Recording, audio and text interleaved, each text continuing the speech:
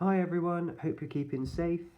This is our last instalment of Wonder by RJ Palaccio before the Easter holidays, and then we'll be picking up again after our 2-week break. Okay, hope you enjoyed today's instalment. Names: Rat Boy, Freak, Monster, Freddy Krueger, E.T. Gross Out, Lizard Face, Mutant. I know the names they call me. I've been in enough playgrounds to know kids can be mean. I know, I know, I know. I ended up in the second floor bathroom. No one was there because first period had started and everyone was in class. I locked the door to my stall and took off my mask and just cried for I don't know how long. Then I went to the nurse's office and I told her I had a stomachache, which was true because I felt like I'd been kicked in the gut. Nurse Molly called Mum and had me lie down on the sofa next to her desk. 15 minutes later, Mum was at the door. "Sweetness," she said, coming over to hug me. "Hi," I mumbled. I didn't want her to ask anything until afterwards. "You have a stomachache?" she asked, automatically putting her hand on my forehead to check for my temperature. "He said he feels like throwing up," said Nurse Molly, looking at me with very nice eyes. "And I have a headache," I whispered. "I wonder if it's something you ate," said Mum, looking worried. "There's a stomach bug going around," said Nurse Molly. "Oh, geez," said Mum, her eyebrows going up as she shook her head. She helped me to my feet. "Should I call a taxi, or are you going to walk home? Are you walking home?" "I can walk." "What a brave kid," said Nurse Molly, patting me on the back as she walked us towards the door. "If he starts throwing up or runs a temperature, you should call the doctor." "Absolutely," said Mum, shaking Nurse Molly's hand. "Thank you so much for taking care of him." "My pleasure," answered Nurse Molly, putting her hand under my chin and tilting my face up. "You take care of yourself, okay?" I nodded and mumbled, "Thank you." Mum and I hug walked the whole way home. I didn't tell her anything about what had happened. And later, when she asked me if I felt well enough to go trick-or-treating after school, I said no. This worried her, since she knew how much I usually loved trick-or-treating. I heard her say to Dad on the phone, he didn't even have the energy to go trick-or-treating.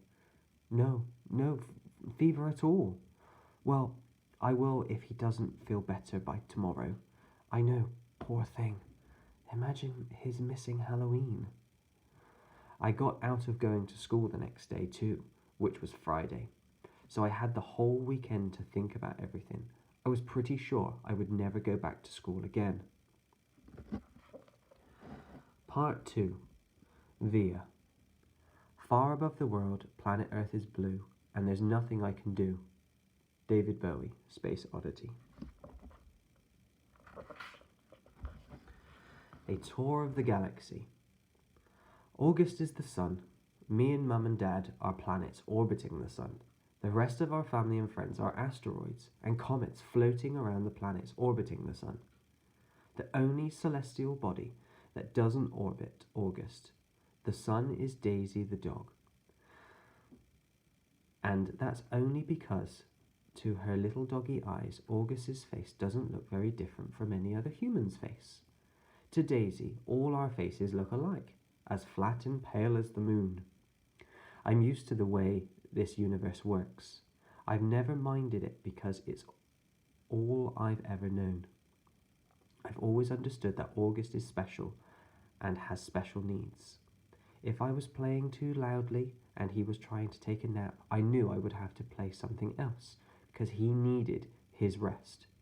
After some procedure and other had left him weak and in pain. If I wanted Mum and Dad to watch me play soccer, I knew that 9 out of 10 times they'd miss it because they were too busy shuttling August to speech therapy or physical therapy or a new specialist or a surgery. Mum and Dad would always say I was the most understanding little girl in the world. I don't know about that, just that I understood there was no point in complaining. I've seen August after his surgeries, his little face bandaged up and swollen, his tiny body full of IVs and tubes to keep him alive. After you've seen someone else going through that, it feels kind of crazy to complain over not getting the toy you had asked for, or your mum missing a school play. I knew this even when I was 6 years old. No one ever told it to me. I just knew it. So I've gotten used to not complaining, and I've gotten used to not bothering mum and dad, which was with little stuff. I've gotten used to figuring things out on my own. How to put toys together, how to organise my life so I don't miss friends' birthday parties, how to stay on top of my schoolwork so I never fall behind in class. I've never asked for help with my homework, never needed reminding to finish a project or study for a test. If I was having trouble with a subject in school, I'd go home and study it until I figured it out on my own. I taught myself how to convert fractions into decimal points by going online. I've done every school project pretty much by myself. When mum or dad ask me how things are going in school, I always say, good, even when it hasn't been so good. My worst day, worst fall, worst headache, worst bruise, worst cramp, worst mean thing anyone could say has always been nothing compared to what August has gone through. This isn't me being noble, by the way. It's just the way I know it is. And this is the way it's always been for me, for the little universe of us. But this year, there seems to be a shift in the cosmos. The galaxy is changing. Planets are falling out of alignment. Before August. I honestly don't remember my life before August came into it.